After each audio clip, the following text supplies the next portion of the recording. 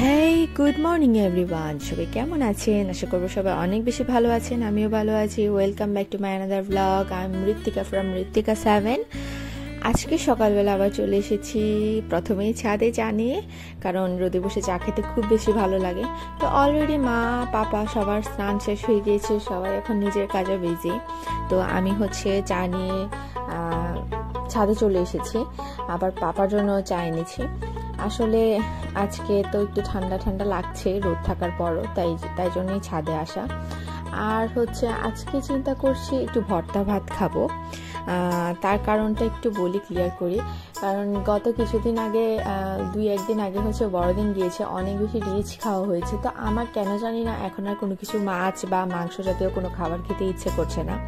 তো ইচ্ছে করছে ভর্তা জাতীয় কোনো খাবার খাই। তো আমি চিন্তা করছি 3-4 রকমের ভর্তা করব। তো তার মধ্যে আবার মা হঠাৎ করে বলছিল যে কিছু মাংস ফ্রিজে অনেকদিন হয়ে গিয়েছে, এগুলোকে একটু ভাজির মতো করে ফেলবো, সব মশলা দিয়ে ভাজার মতো, যেটা রিচ না তত বেশি একটা, ঝোল হলে তো একটু রিচ হয়। তো এই ধরনের।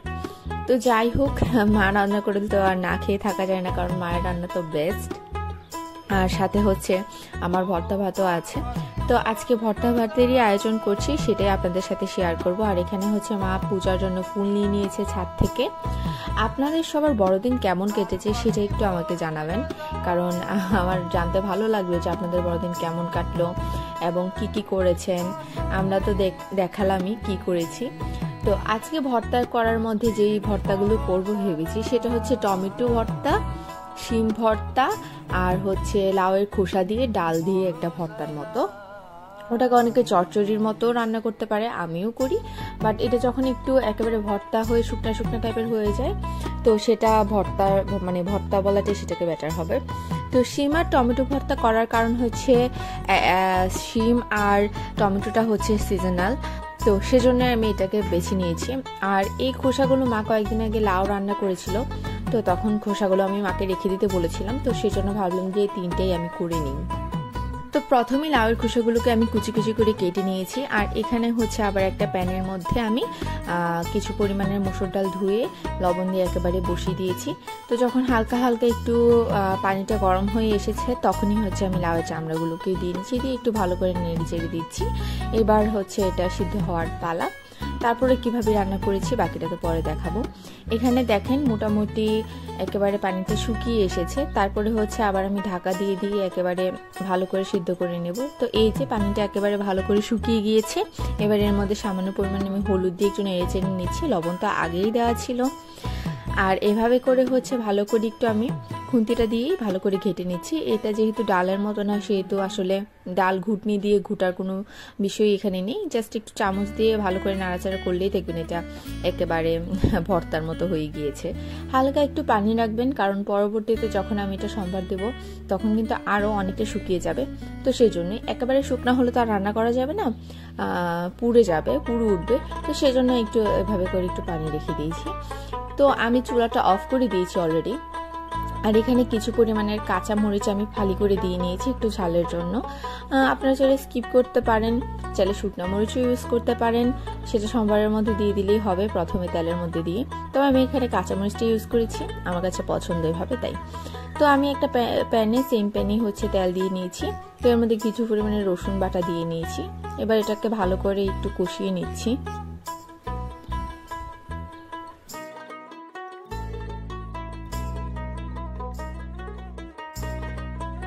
তো এটা মোটামুটি ভাজার মতো হয়ে গিয়েছি। এবারে আমি ডাল আর লাউয়ের চামড়া খোসা যেটা ছিল সেটাকে দিয়ে নিচ্ছি। তো দেখেন এখান থেকে মোটামুটি একটু পানি বেরিয়েছে। তো এটাকে ভালো করে একটু নেড়েছে শুকনা শুকনা করে নেব। তো যখন মোটামুটি হয়ে গেছে মনে হবে, তখন তার মধ্যে আমি আবার একটু ধনে পাতাও দিয়ে নেব। তো এইভাবেই লাউয়ের খোসাটা একেবারে সিম্পলি একটা ভর্তার মতো করে নিতে পারেন।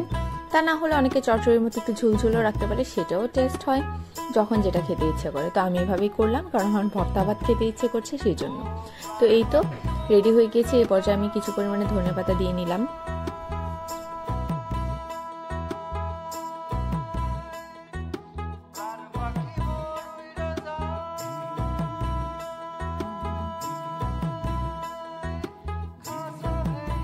এবার সেম প্যানটাকে আমি ক্লিন করে নিয়েছি। এখানে 3টা শুকনো মরিচ নিয়েছি, আমি টেলে নিয়েছি শুকনো মরিচগুলোকে। এটা নিয়েছি শিম ভর্তার জন্য, টেলে আমি গুঁড়া করে নেব, চিলি ফ্লেক্স যেটা বলে সেটা করেছি। আর এখানে সরিষা তেল দিয়ে নিয়েছি, তার মধ্যে পেঁয়াজ কুচি দিয়েছি। পেঁয়াজ কুচিগুলো পুরোপুরি ভাজা হবে না, আবার একটু কাঁচা ভাব থাকবে, এরকম পর্যায়ে আমি কিছু পরিমাণের কালো জিরে ইউজ করব এখানে। আর শুকনো মরিচের যে চিলি ফ্লেক্স যেটা ছিল সেটা আর কি দিয়ে দিচ্ছি। তো এগুলোকে ভালো করে একটু হালকা নেড়েচেড়ে একেবারে লো ফ্লেমে আমি শিমগুলোকে আগে থেকে সিদ্ধ করে নিয়ে ব্লেন্ডার করে নিয়েছিলাম। আপনারা চাইলে পাটায় বেটে নিতে পারেন।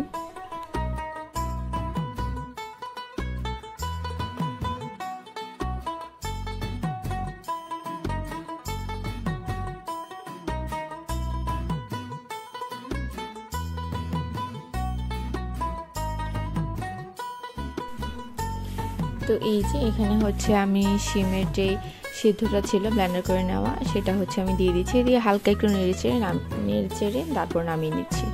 ব্যাস সিম্পলি এভাবেই ভর্তাটা হয়ে যাবে শিমের ভর্তা। এভাবে করতেও খুব ভালো হয়। আবার আমার মা যেভাবে করে সেটা সর্ষে দিয়ে করে, সেটা অন্যরকম, কখনো করলে দেখানো হবে।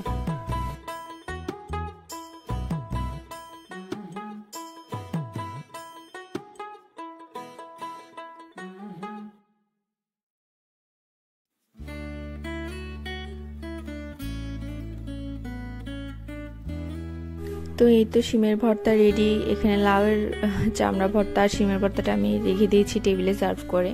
এখন টমেটো ভর্তা করব। তার জন্য প্রথমে কিছু পরিমাণে পেঁয়াজ দিয়ে নিয়েছি, তারপর রসুন বাটা দিচ্ছি। একসাথে এগুলোকে হালকা একটু কষিয়ে নিয়ে আমি টমেটো, হলুদ, লবণ, তারপর কাঁচামরিচ দিয়ে দেবো। টকের জন্য একটু তেঁতুল ইউজ করেছিলাম, আপনারা চাইলে নাও ইউজ করতে পারেন। তারপর ভালো করে মোটামুটি কষিয়ে ভেজে ভেজে নিলেই টমেটো ভর্তাও রেডি হয়ে যাবে।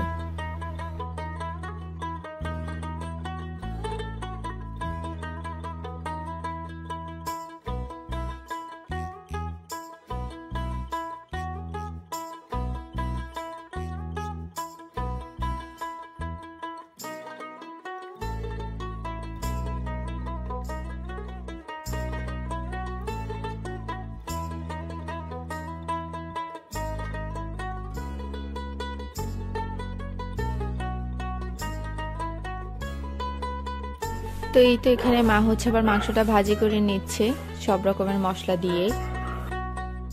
এখানে অলমোস্ট আমার টমেটো ভর্তাও মোটামুটি রেডি।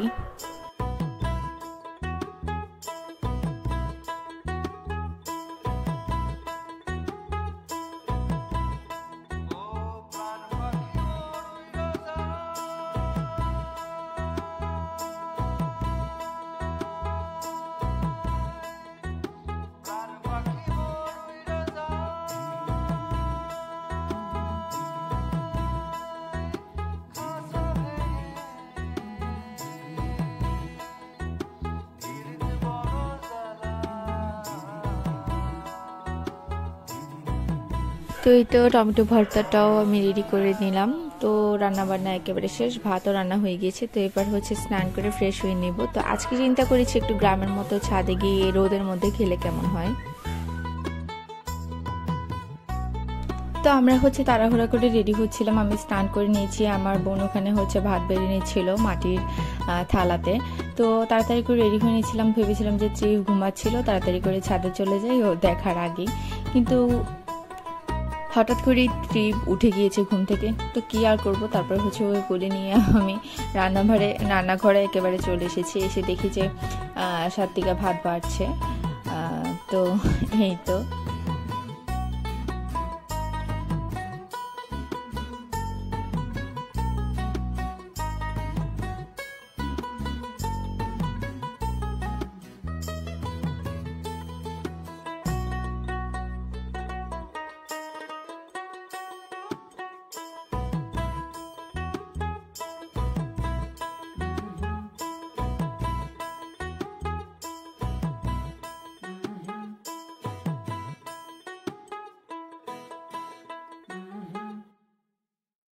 তো এই যে এখানে সব প্রকারের ভর্তা দিয়ে দিয়েছে, তারপর মাংস ভাজিটাও দিয়ে নিচ্ছে। তো এই তো রেডি হয়ে গেল। তো একটা কাঁচা পেঁয়াজও নিয়ে নিয়েছি, কারণ ভর্তার সাথে পেঁয়াজ ভালো লাগে খেতে, সেই জন্যই। তো এই তো রেডি। আমরা এবার ছাদে চলে যাচ্ছি। সাথে অলরেডি হচ্ছে ম্যাট বিছানোই আছে, সাথীকে বিছিয়ে এসেছে। আমি হচ্ছে কোক আর পানির বোতল নিয়ে নিয়েছি। আপনারা হয়তো বা হাসবেন শুনলে যে ভর্তা ভাতের সাথে কে আবার কোক খায়, আমি খাই। আমার এত বেশি কোক খাওয়ার নেশা, মানে কি আর বলবো সেটা। যদিও এটা ভালো না, চেষ্টা করি কম খাওয়ার, তবে মাঝে মাঝে খেয়েই ফেলি। আর যখন পাই একেবারে সবটাই খেয়ে নিই। ট্রিপ কান্না করছে, আমি ওকে কুলে করে নিয়ে আসার জন্য। সে একা একাই আসতে পারে, তো ওকে বলছিলাম আমরা চলে আসার জন্য, কিন্তু সে কান্না করছে না, মানে ওকে নিয়ে গিয়ে আমি আসতে হবে এরকম আর কি। তো এই সাইডটাতে রোদ আছে সামনের দিকে, কারণ বিকালের মতো প্রায় হয়ে গিয়েছে, সব কাজটা সারতে 3:30 4টার মতো বেজে গিয়েছে। তো পিছনের দিকে আর রোদ নেই ছাদে, তো আমরা এখানেই বসেছিলাম আর কি খাওয়ার জন্য। তো এই যে কোক আর হচ্ছে পানির বোতল। তো এই যে ট্রিপ আবার হচ্ছে আরো বায়না করছে যে আমি ওকে গিয়েই নিয়ে আসতে হবে, সেটার জন্য কি আর বলবো। তো এই তো তারপরে হচ্ছে এখানে খাবার নিয়ে বসে গিয়েছি। সাত্বিকাও তার ব্লগের জন্য হচ্ছে ভিডিও করছে।